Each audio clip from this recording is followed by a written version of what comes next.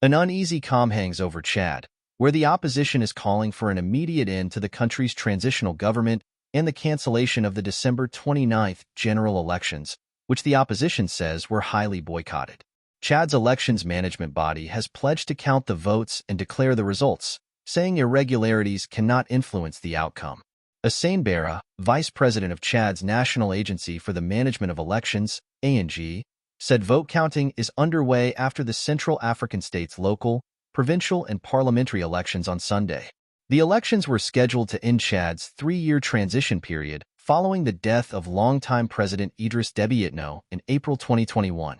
The late president's son, Mahamat Idriss Déby, was declared the winner of the presidential election in May. Provisional results for the latest polls are expected by January 15th, ANG said. Hussein said ANG has successfully executed its mission of ending the transitional period by organizing free, fair, and transparent elections. The elections body said about 36% of Chad's estimated 8.3 million registered voters took part in Sunday's poll. But opposition parties maintain that turnout was much lower, saying civilians respected opposition calls for a massive boycott. Avoxima Jonah is spokesperson for Chad's Political Actors Consultation Group, or GCAP, a coalition of several dozen political parties. At a press conference on Monday in the capital N'Djamena, said more than 90% of about 8.3 million registered voters adhered to CAP's boycott calls. They did so, he said, because civilians learned from Chad's May 6 presidential elections that Déby wants to extend his late father's long rule. Avoxima said Chadians are angry because Déby is a dictator who silences all critical voices. In a statement Monday, Success Masra, president of the Transformers, one of Chad's leading opposition political parties, called for a new transition.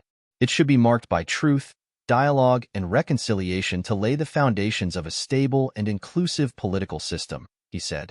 Masra, who served as prime minister under transitional President Déby, said ongoing tensions in the Central African state may degenerate into violence and social strife.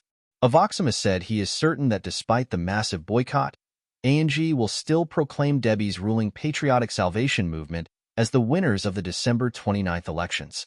Ahead of the vote, opposition parties accused Déby of rigging the elections, a charge Déby denies. Yiming Betenbay is a political analyst at the University of N'Djamena. He spoke to VOA on Monday via a messaging group.